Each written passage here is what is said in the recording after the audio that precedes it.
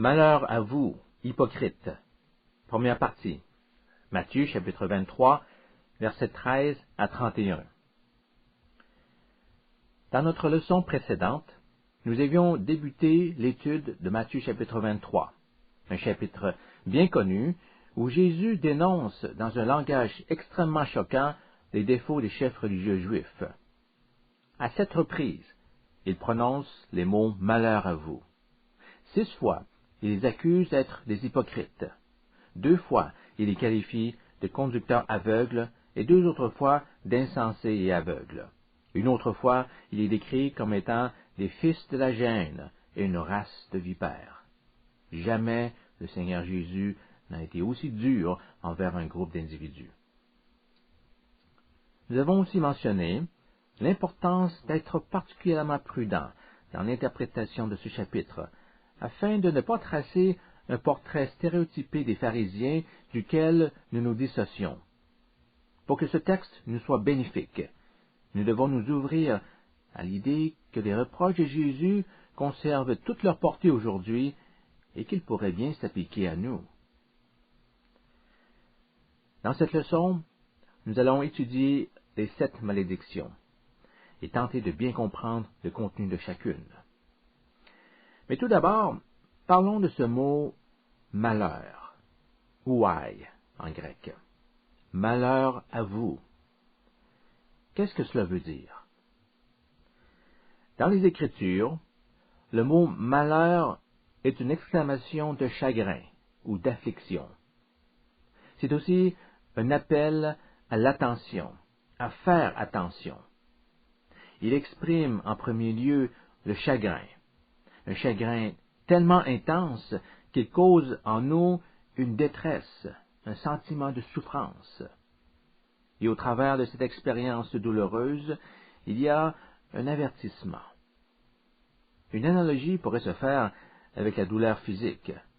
Lorsque notre corps ressent une douleur, c'est pour nous un signal qui indique la présence d'un certain danger.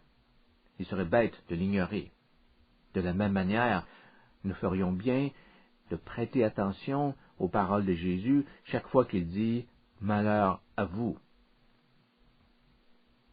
Avec cette compréhension du mot « malheur » en tête, entamons maintenant l'étude des 7 chefs d'accusation contre les dirigeants religieux. Le premier se lit ainsi. Matthieu chapitre 23, verset 13.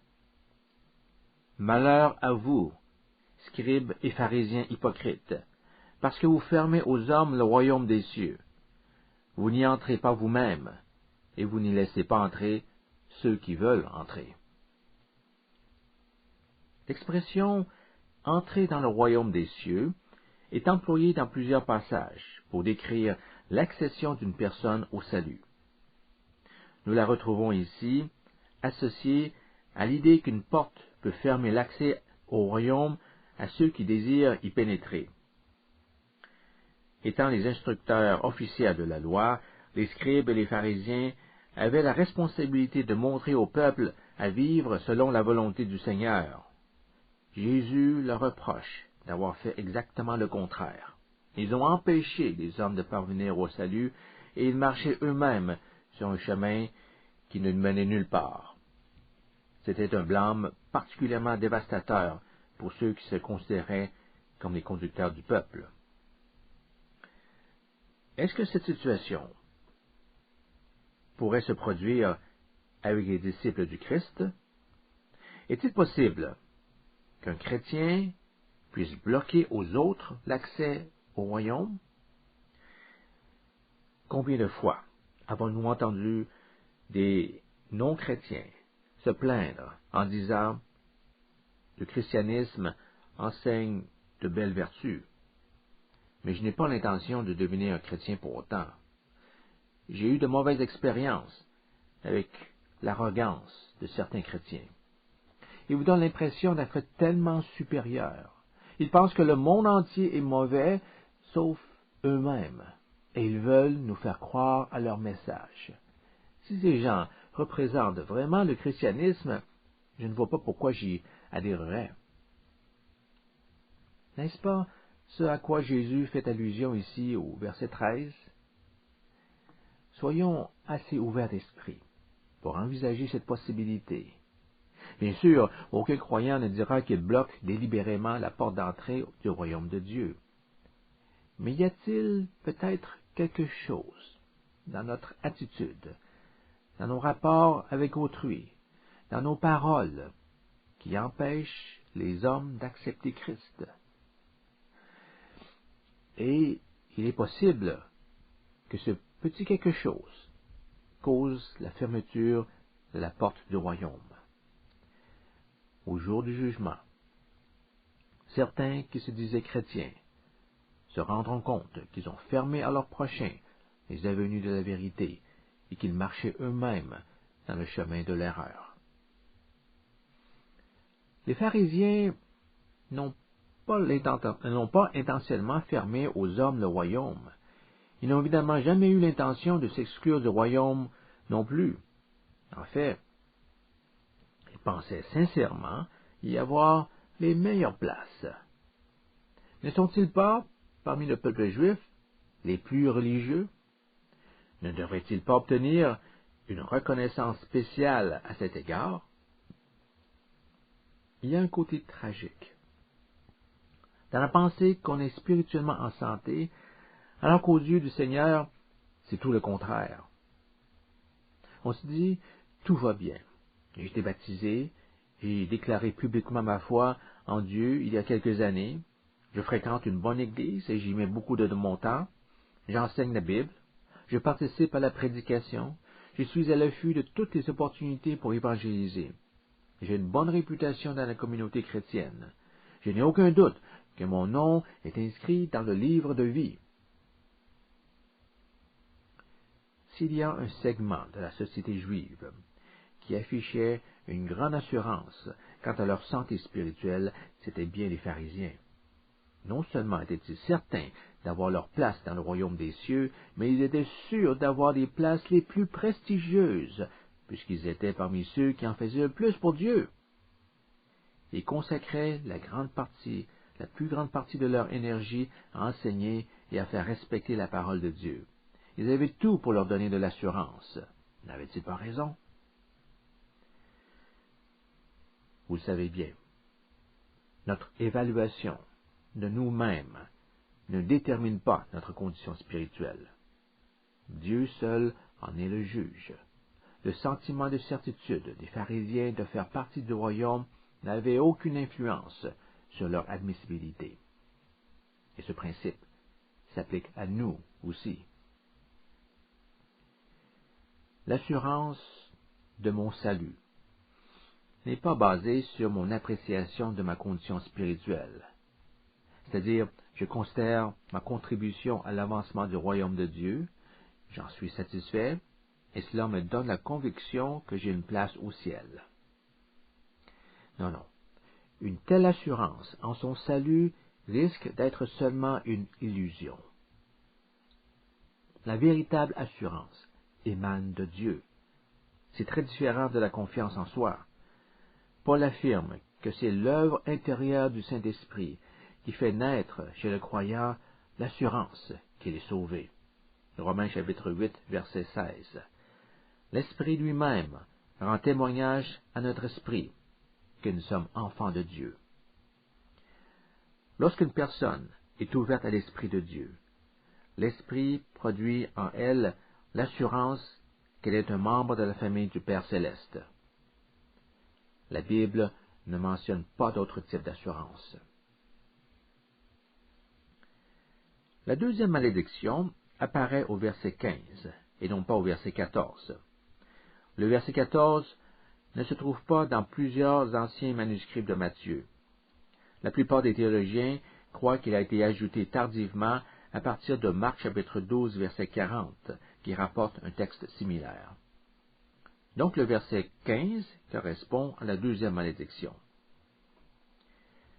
Malheur à vous, scribes et pharisiens, hypocrites, parce que vous courez la mer et la terre pour faire un prosélyte.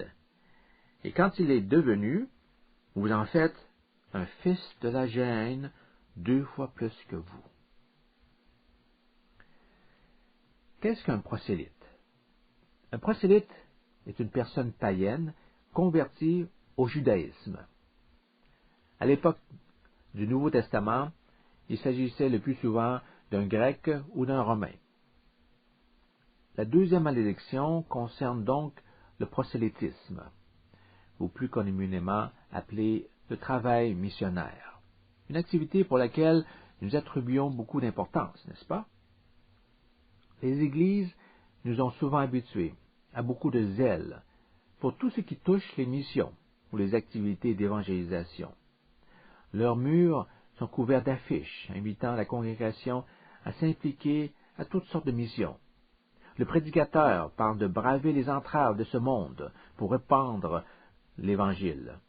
Il encourage les gens à traverser les jungles de l'Afrique ou à marcher sur les glaciers de l'Arctique pour apporter la bonne nouvelle. Une telle disposition à servir la cause missionnaire nous impressionne. Quelle ardeur! Cette Église est manifestement pleine de vitalité. Les gens prennent très au sérieux le commandement de Jésus de faire connaître la parole de Dieu aux nations. Nous nous en réjouissons, car nous associons le zèle missionnaire à la vigueur spirituelle. L'un n'est-il pas l'expression de l'autre? Comment cela peut-il être autrement? Or, selon les propos de Jésus ici, l'un n'est pas nécessairement la manifestation de l'autre. Il serait faux de croire que le zèle pour les missions est synonyme de zèle pour Dieu. Il n'y a pas obligatoirement une relation d'équivalence entre les deux. Sur le plan de l'activité missionnaire, il n'y avait personne de plus zélé que les pharisiens.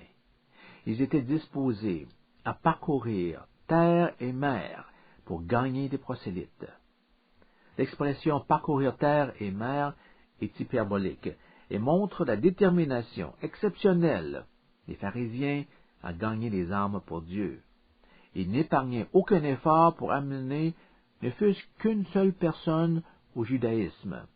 À leurs yeux, l'énergie dépensée à cet effet, qu'elle était grande ou petite, aurait été utile. Reconnaissez-vous ce type de langage? Combien de fois avez-vous entendu dire de la bouche des chrétiens: tous nos efforts n'auront pas été vains, même si seulement une personne est amenée à Christ à la fin de notre journée d'évangélisation. Les pharisiens pensaient de la même manière, bien avant nous. Voyez-vous, le Seigneur frappe sur un sujet qui ne fait normalement pas l'objet de critiques. Qui oserait désapprouver les efforts missionnaires d'un individu ou d'une organisation? L'évangélisation doit être une priorité pour tout chrétien. Il est disgracieux d'en dire du mal. Une Église qui ne se préoccupe pas des âmes perdues est une Église morte. Voilà de belles vérités bibliques. Pourtant, c'est souvent derrière des propos en apparence spirituels que nous cachons notre manque de spiritualité. Bien sûr, il n'y a absolument rien de mal à chercher la conversion des âmes. C'est en fait un commandement du Christ qui nous demande d'établir son règne aux quatre coins du monde. Matthieu chapitre 28, verset 19. Le problème ne réside pas dans l'activité en elle-même. Le problème concerne l'intérieur de l'être. Jésus attaquait le motif qui poussait les pharisiens à être si zélés dans leur prosélytisme. Aussi noble que puisse être le travail missionnaire, il est possible d'y prendre part pour de mauvaises raisons. La deuxième malédiction de Jésus montre qu'une personne peut être hautement enthousiaste à suivre l'ordre missionnaire, mais dont le motif est purement égocentrique, c'est-à-dire qu'elle cherche, consciemment ou inconsciemment, à convertir les gens à ses propres idées de la religion chrétienne, et non pas à les conduire vers une relation personnelle avec Dieu. Et le résultat est désastreux. le converti est amené à un état moral qui fait de lui un fils de la gêne, c'est-à-dire quelqu'un dont la destination éternelle est l'enfer. Celui qui paraissait n'avoir d'autre but que le salut des âmes pour Dieu devient en réalité un ennemi du royaume de Dieu. Ce passage devrait provoquer chez chaque croyant le désir de sonder son propre cœur. Notre vie représente-t-elle véritablement l'Évangile que nous prêchons? Faisons-nous de la religion le moyen de servir nos intérêts ici-bas?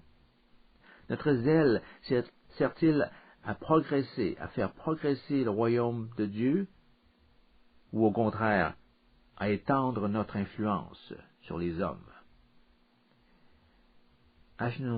Agenouillons-nous devant Dieu et prions pour un cœur purifié, capable de faire la distinction entre activité et authenticité. Considérons maintenant la troisième malédiction. Le passage s'étend du verset 16 au verset 22. Malheur à vous, conducteurs aveugles, qui dites, si quelqu'un jure par le temple, ce n'est rien, mais si quelqu'un jure par l'or du temple, il est engagé. Insensé et aveugle, lequel est le plus grand, l'or ou le temple qui sanctifie l'or? Si quelqu'un, dites-vous encore, jure par l'autel, ce n'est rien, mais si quelqu'un jure par l'offrande qui est sur l'autel, il est engagé. Aveugle, lequel est le plus grand, l'offrande ou l'autel qui sanctifie l'offrande? Celui qui jure par l'autel et par tout ce qui est dessus. Celui qui jure par le temple et par celui qui l'habite. Et celui qui jure par le ciel jure par le trône de Dieu et par celui qui y est assis. Notez bien l'usage répété du mot aveugle. Il apparaît à 3 reprises à l'intérieur de quelques versets. Conducteur aveugle au verset 16 et tout simplement aveugle au verset 17 et 19. En les qualifiant d'aveugles, Jésus met en lumière le manque de perception spirituelle des pharisiens. Sous quelle forme se présentait cette lacune? Par le manque de vérité. Le Seigneur les accuse d'avoir érigé un système de raisonnement faux qui leur permettait de mentir impunément en jouant sur la manière dont un serment est formulé. Prenons un cas précis. Si un chef religieux dit « Je jure par le temple telle ou telle chose », ce serment n'est pas contraignant. S'il dit « Je te jure par l'autel de Dieu », ce serment n'est pas contraignant non plus. Mais s'il dit « Je te jure par l'or du temple », il devra alors honorer son engagement. Dans le Mishnah, le livre de la loi orale juive, nous découvrons une section qui présente tous les subtils détails liés à l'usage des serments. Par exemple, si un pharisien dit à son père « Je jure par la Torah que je te donnerai 500 $. Il n'aura pas un sou à sortir de sa poche. Il n'était tenu de respecter son engagement que s'il jurait sur le contenu de la Torah. Si le père n'était pas au courant de cette nuance, il aurait attendu longtemps sans jamais obtenir son 500 $. Et pourtant, le pharisien croyait avoir agi correctement, car dans son esprit, c'est la responsabilité des autres de savoir quand un vœu est contraignant et quand il ne l'est pas. Si vous êtes ignorant de l'enseignement rabbinique, c'est votre problème. Vous n'aviez qu'à vous instruire. La pratique du serment par les pharisiens fait l'objet de 2 questions de la part du Seigneur Jésus. Première question, au verset 17. Lequel est le plus grand, l'or ou le temple qui sanctifie l'or? Deuxième question, au verset 19. Lequel est le plus grand, l'offrande ou l'autel qui sanctifie l'offrande? Les pharisiens faisaient une distinction entre un serment fait par le temple et un serment fait par l'or du temple. De la même façon, ils établissaient une différence entre un serment fait par l'autel et celui fait par l'offrande qui se trouve sur l'autel. Ils affirmaient, si nous jurons par le temple, nous ne sommes pas obligés de tenir parole. Mais si nous jurons par l'or du temple, nous sommes liés par notre serment. Ils faisaient un raisonnement similaire avec l'autel et l'offrande. Le fait de jurer par l'autel n'avait pas de valeur. Seul comptait le serment fait par l'offrande placée sur l'autel. Ce faisant, ils accordaient plus de valeur à l'or qu'au temple de Dieu, à l'offrande qu'à l'autel lui-même. C'était une façon très tortueuse de raisonner, et on se demande pourquoi ils agissaient ainsi. N'importe qui, avec une logique élémentaire, sait que le temple est plus grand que l'or qu'il contient, et que l'autel est plus important que l'offrande placée sur lui. L'or du temple prend toute sa valeur parce qu'il est associé à la maison de Dieu.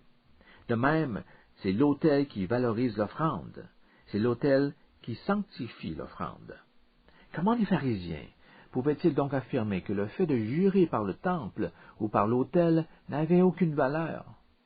En réalité, cette distinction arbitraire leur permettait de ne pas s'acquitter de leurs engagements et de ne considérer comme ferme serment que ce qui les arrangeait.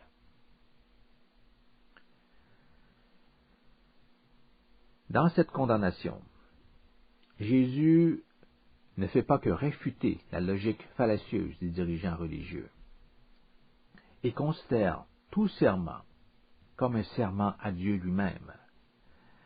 Quand nous jurons par quoi que ce soit qui appartient à Dieu, nous jurons par Dieu lui-même. Jurer par l'or du temple, c'est jurer par le temple, c'est-à-dire également par celui qui l'habite, à savoir Dieu. Verset 21. Jurer par le ciel, c'est jurer par le trône de Dieu, et donc celui qui est assis, à savoir Dieu.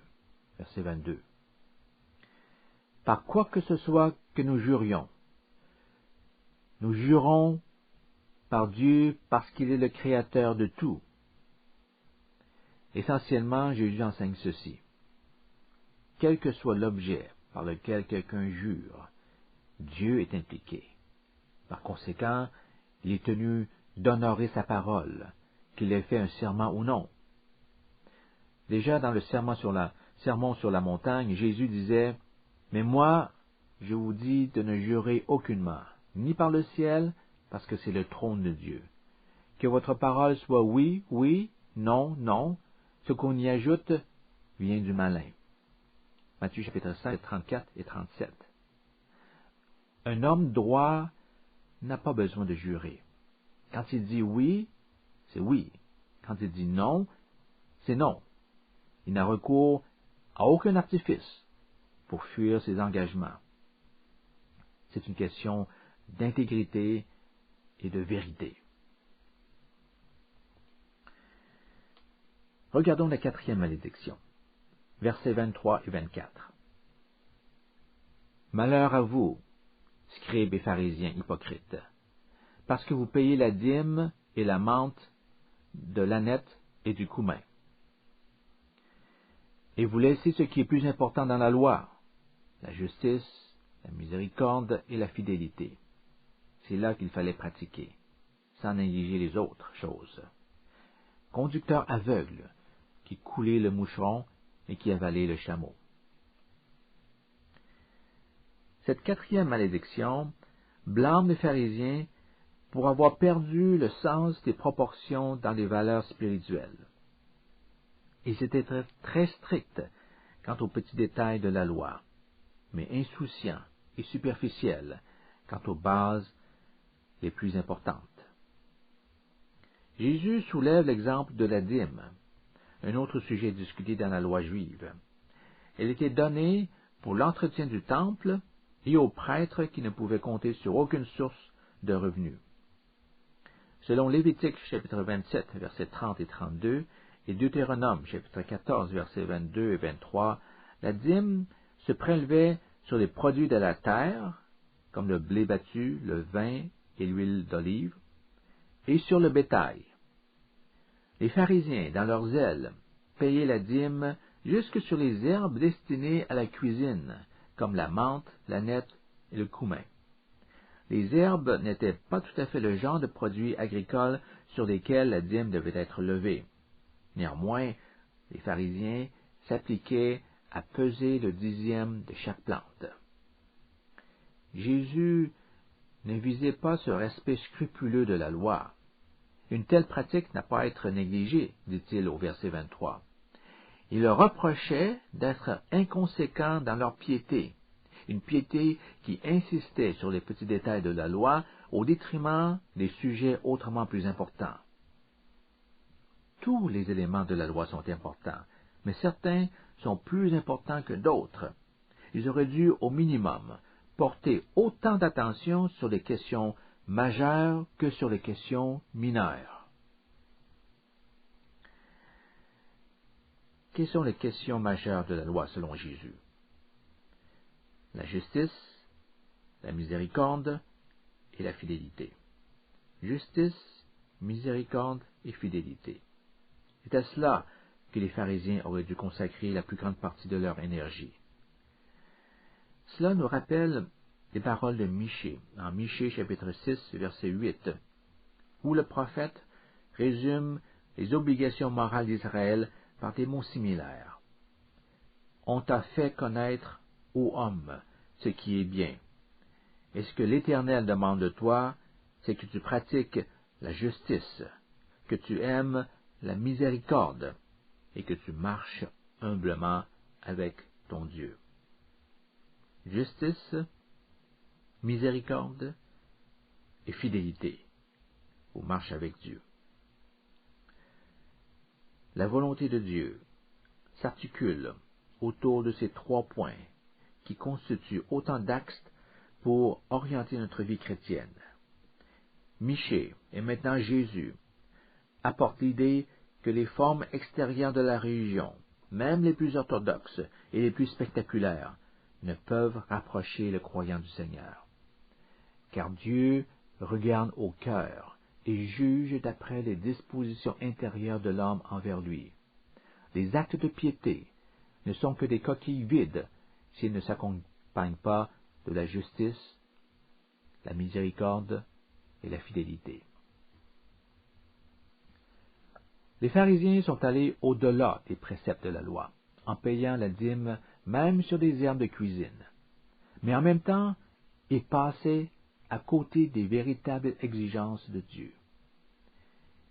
Privés du sens des proportions spirituelles, ils ont placé leur confiance dans leur propre justice, une justice qui consistait dans l'observation des commandements.